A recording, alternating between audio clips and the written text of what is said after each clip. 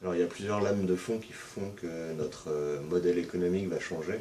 Le premier, c'est la mobilisation des citoyens pour leur santé, avec des attentes très fortes, notamment autour des maladies respiratoires. On voit les cas extrêmes de la Chine, mais aussi de certaines villes en Afrique, et puis les pics de pollution eux-mêmes assez exceptionnels qu'on peut avoir en Europe. Il y a aussi le phénomène du renchérissement des énergies fossiles. Même si on a une baisse du pétrole en ce moment, le prix de l'énergie augmente et on voit que ça pousse toute une série d'acteurs, notamment les acteurs du bâtiment, à s'engager dans plus d'efficacité énergétique. Et on a aussi un phénomène très fort d'urbanisation dans le monde, où on va bientôt atteindre 80% de personnes qui vivent en ville, avec des pressions très fortes sur les ressources, donc une nécessité de gérer différemment, de produire différemment, de se déplacer différemment. Et ça a comme conséquence de devoir adapter notre appareil productif. Et pour ça, les éco-entreprises qui travaillent sur l'eau, qui travaillent sur les phénomènes de dépollution, qui travaillent sur les énergies renouvelables, ont une partie des solutions à apporter. Et c'est pour ça qu'on voit d'un très bon œil le fait qu'il y a un salon qui s'installe à Paris. Ça fait sens pour tous les acteurs français qui se mettent sur ces marchés. Certains sont historiques, d'autres sont émergents, mais les marchés bas carbone.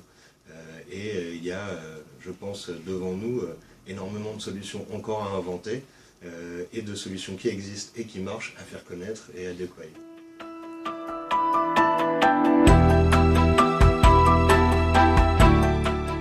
Alors, il y a sur cette nouvelle économie qui émerge, il y a deux aspects, en tout cas qu'on peut résumer ainsi. Il y a tout ce qui est du domaine de l'atténuation du changement climatique et ce qui est du domaine de l'adaptation. Parce qu'on sait que le changement climatique a aussi un impact sur l'aridification, l'acidité des eaux, etc. etc. Donc les acteurs français, que ce soit nos secteurs traditionnels, notamment l'eau, ont des compétences extrêmement poussées dans des solutions techniques, mais aussi de services de gestion efficace de la ressource. La première ressource en eau aujourd'hui, c'est les fuites. Voilà, dans le monde qui s'ouvre, il va falloir aller chercher ces gisements-là. On a aussi énormément de technologies sur le suivi, que ce soit de la qualité de l'air, la pollution dans les sols, les nappes phréatiques, etc. C'est toute une industrie qui peut se déployer.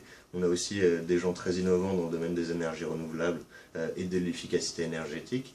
Et on est en train de voir que la France peut se positionner sur toute une série de thématiques, que ce soit la ville durable, que ce soit le transport durable, la mobilité, très en pointe. Et on a en plus la chance d'avoir sur les savoir-faire, en plus des savoir-faire du monde des clean tech,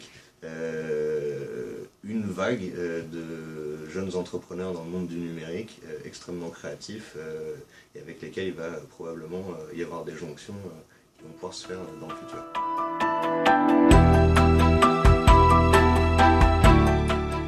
Alors l'efficacité, c'est parce qu'on sait qu'il y a une tension de plus en plus forte sur les ressources, c'est la possibilité de faire mieux avec moins. Et en même temps, ça c'est l'efficacité, je dirais, première, pas forcément avec des innovations hyper technologiques, que ce soit justement accessible, largement diffusable, mais pouvoir faire mieux avec moins. Et à côté de ça, d'avoir un système économique qui crée de l'emploi, qui permet d'ancrer des spécialités dans des territoires.